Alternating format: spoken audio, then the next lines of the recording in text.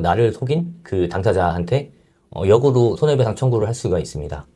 상대방 배우자한테 내가 손님으로 깽값을 물어주지 않더라도 그거는 청구할 수 있는 겁니다. 제 경험상 위자료 액수가 꽤 나옵니다. 이것도 한 1,500만 원에서 2,000만 원, 3,000만 원까지 많으면 그 정도까지 이제 위자료를 받으실 수가 있습니다.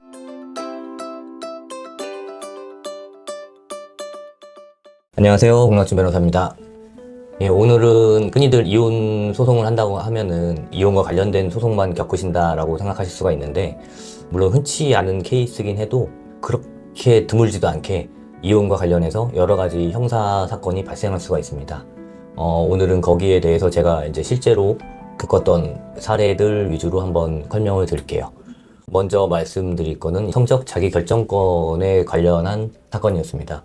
성적 자기결정권이라는 게 뭐냐면, 내가 어떤 사람과 교제를 할 때 이 사람에 대한 완전한 정보 없이 교제를 하게 되면, 예를 들어 이제 속아서 사귀게 되는 경우가 있잖아요. 옛날에는 이런 거를 이제 혼인빙자 간음죄라고 해서 형사적으로 처벌하는 규정이 있었는데, 지금은 이제 그런 규정은 폐지됐고, 이건 엄밀히 말하면 이제 형사적인 처벌보다는 일반 민사적인 손해배상 사건이 될 수 있겠네요. 예. 대표적인 예가 어떤 남자분이랑 여자분이랑 사귀셨는데, 자기는 돌싱이라고 한다거나 아니면은 혼인을 하지 않았다, 아이도 없다, 이렇게 알고 교제를 시작했는데 나중에 소장이 나간 거예요, 여자분한테, 남자의 와이프한테서. 이런 경우들이 이제 심심치 않게 발생을 합니다. 그래서 이런 경우 좀 당황하셔가지고 많이들 이제 상담을 하시는데, 이런 경우 가장 중요한 거는 내가 이 남자 내지 여자의 혼인 사실을 몰랐다, 내지 혼인 관계가 이미 파탄되어 있다고 알고 사귄 것이다 라는 것을 입증할 그런 구체적인 증거들이 필요합니다. 예를 들면 카카오톡 대화 내용이라든가, 처음에 소개팅이나 아니면은 무슨 데이트 앱이나 익명 게시판 이런 데서 만났다고 하시면, 그럴 때 그 상대방이 자신을 어떻게 소개했는지, 그런 소개글, 나는 몇 년도에 돌아온 싱글이다, 이런 구체적인 글들이 게시되어 있었는지, 그런 글들 같은 구체적인 증거들이 필요합니다. 그런 증거들이 있으면 상간 소송에 충분히 방어가 가능하고요. 그 다음에 이제 방어만 가능한 것이 아니라 나를 속인 그 당사자한테 역으로 손해배상 청구를 할 수가 있습니다. 이거는 내가 손해배상을 상대방의 배우자한테 해주지 않았더라도 나 자신의 성적 자기결정권이 침해된 것을 이유로 한 손해배상 청구라서, 상대방 배우자한테 내가 흔히 깽값을 물어주지 않더라도 그거는 청구할 수 있는 겁니다. 내 자신의 권리가 침해된 걸 이유로 하는 거기 때문에. 그래서 보통 이런 경우에는 교제 기간이라든가 그런 거에 따라서 액수가 차이가 날 수는 있겠지만, 그래도 제 경험상 위자료 액수가 꽤 나옵니다. 이것도 한 1,500만 원에서 2,000만 원, 3,000만 원까지 많으면 그 정도까지 이제 위자료를 받으실 수가 있습니다. 그래서 내가 혹시 속아서 어떤 사람과 교제를 하게 됐다, 그리고 거기에 대해서 당연히 배신감하고 마음의 상처도 많이 입으셨을 테고, 그리고 거기서 더 나아가서 그 상대방의 배우자한테서 소송까지 당하게 되면 정말 정신적인 타격이 크거든요. 네.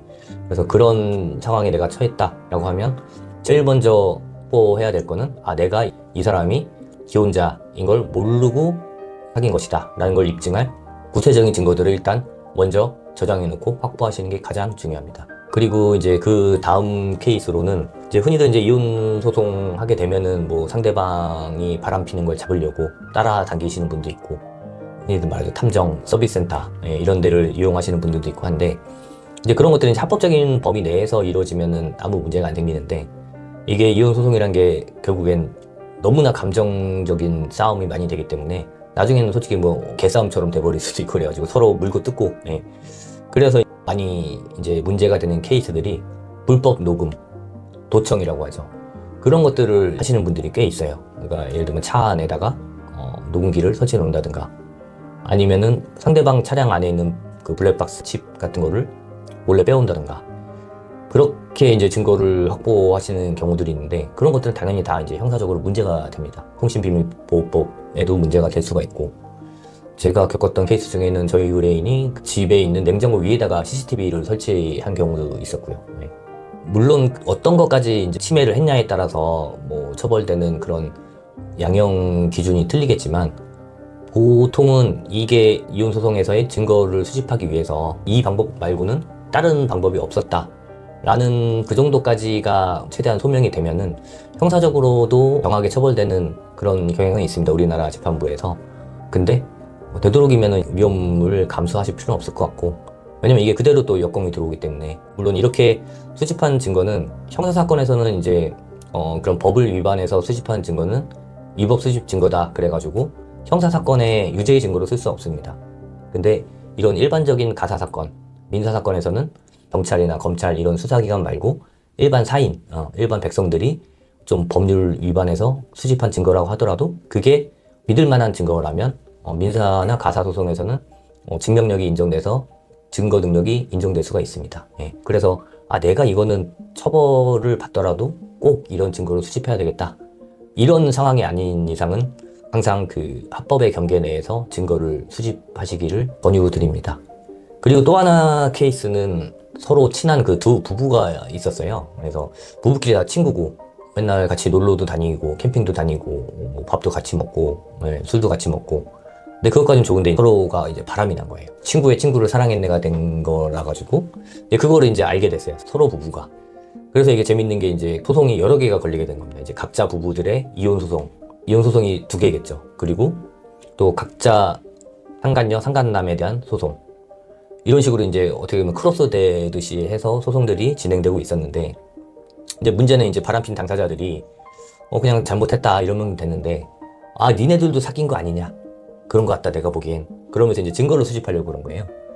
그래서 같이 있는 장면을, 그 내성 원래 친구였기 때문에 뭐 같이 있을 수 있잖아. 그리고 같은 아픔을 겪었고 내 남편하고 내 친구가 바람을 폈어. 그러면 그 내 친구의 남편하고 같은 아픔을 공유하기 때문에 뭐 같이 만나서 이제 대응 방안도 논의를 하고 하면서 이제 집안에 모이고 뭐 그런 적이 있었는데, 그거를 집 밖에 있는 건물 옥상에 올라가서 거실 내부를 사진 촬영을 한 거예요. 그리고 그것만 찍은 게 아니라 따라다닌 거예요. 어떻게 따라다녔냐? 어쨌든 부부였기 때문에 다 알고 있기 때문에 아이디나 비밀번호. 요즘 차량에 보면 이제 커넥티드 서비스라고 해서 핸드폰으로 연동하면은 내 차량이 어디에 있다 라는 거를 알 수 있는 그런 서비스가 있어요. 그래서 이제 이런 행동들이 뭐 어떤 법에 걸리냐, 뭐 위치정보보호법이라는 법률도 있어서 나의 위치정보도 이제 개인정보로 보호가 되는데, 이제 위치정보는 이제 따로 개인정보에서 따로 떼어내서 또 개별적으로 보호하는 법률이 있습니다. 그거 위반이 되는 거고, 그 다음에 이제 이분들이 당연히 안 좋게 이혼소송을 시작했기 때문에 나한테 연락하지 마, 접근을 하지 말라 라는 의사표시를 남편한테 했는데, 이 남편이 그걸 무시하고 따라다닌 겁니다. 그러면 이제 스토킹 처벌법 위반이 될 수가 있습니다.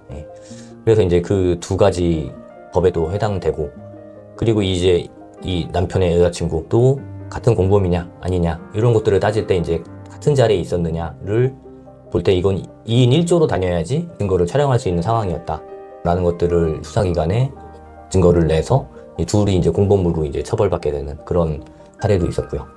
옛날 같았으면은 걸리거나 뭐 할 그런 위험이 없는데, 지금 같은 세상에는 누가 어디에 있고 어떤 번호를 사용하고 어떤 아이디, 어떤 비밀번호 이런 것들이 다 그 보호의 객체가 되기 때문에 그냥 혼인관계가 좋은 때처럼 아무 생각 없이 상대방의 정보를 사용해서 어떤 정보를 열람하거나 그럴 경우 형사적으로 문제가 될 수 있기 때문에 그런 것들은 정말 조심을 하셔야 됩니다. 상대방한테 역공을 당할 수도 있고, 그리고 이게 이혼하면서 괜히 자신이 전과자가 될 수도 있는 그런 문제를 만들 수 있기 때문에 이게 벌금만 맞아도 전과가 남는 겁니다.